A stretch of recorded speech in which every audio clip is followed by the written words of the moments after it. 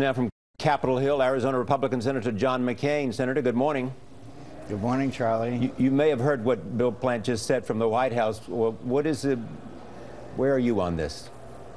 Well, I obviously agree with the Catholic Church and the people who feel that it is their option to provide services to their members, but not to violate their religious principles.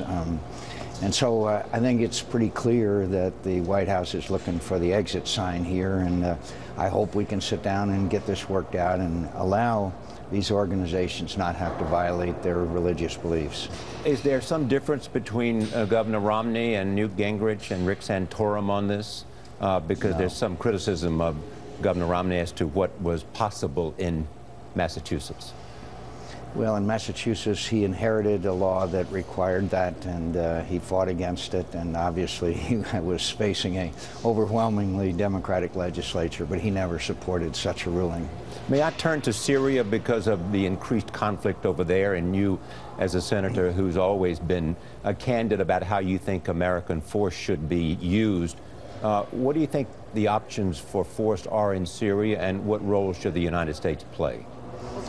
The United States should play a very important role, Charlie, along with other nations. Look, they're massacring their people. The latest reports are some 7,000. Now we hear reports that the Iranians are coming in to help kill these Syrian people who are struggling for freedom.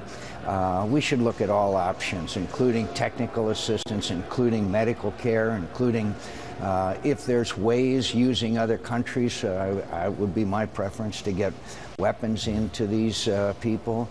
We have to explore all options now. And clearly Russia and China are going to block action in the UN Security Council, much to their shame. Should there be some addressing of the issue of sending NATO troops there, or sending some other Arab countries participating in a military action? I would not send NATO troops there, certainly not on the ground. I do think that we can support these organizations. For example, Turkey has announced they will provide safe haven for Syrian refugees. We could set up no movement zones. We could set up no-fly zones. We could do a lot of things working, frankly, with the leadership of the Arab League, who's been very good on this. But it's time we acted on behalf of the people of Syria who are being slaughtered. But how is this different from Libya? Well, Libya, they had a base, as you know, in Benghazi, and we could, not we, but certainly Arab countries and others were able to provide them with arms and equipment. There's no real base there for this opposition, so it presents real dilemmas. But if we really want to help these people, I'm confident that we can find ways to do so without the United States with boots on the ground or active intervention. But there's a lot of things that can be done, and we should be doing them, and quickly, while these people are dying in the street. And what do you make of the Russian opposition at the United Nations?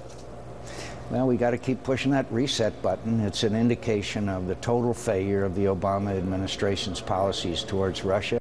The Arab Spring is coming to Russia.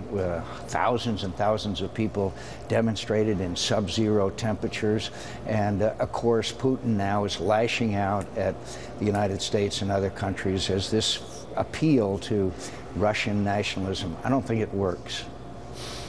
When you look at the options that we have, I mean, how do you make an immediate, going back to Syria, an immediate action that will do something about the number of people that are being killed in homes and other places? I mean, it's becoming drastic and taking on an extraordinary level of violence. Well, I agree with Secretary Clinton. We should establish a contact group, a group of nations, including Middle Eastern countries. Qatar and UAE and other countries played a role in Libya, and find ways to help them. In other words, tracking the movement of Syrian government troops and informing the people of that, giving them medical assistance. God knows they need that very badly. And then moving forward in ways that we can help them resist and fight back. They are being slaughtered, and anybody who believes that they're not, obviously, we all know that they are being slaughtered, and the fact is we need to act on their behalf. And by the way, there's a lot of consequences of an overthrow of Assad, including Hezbollah and Lebanon and a lot of other implications of this. That's why the Iranians are very, very involved now, becoming more involved. Senator, thank you very much. Thanks, Charlie.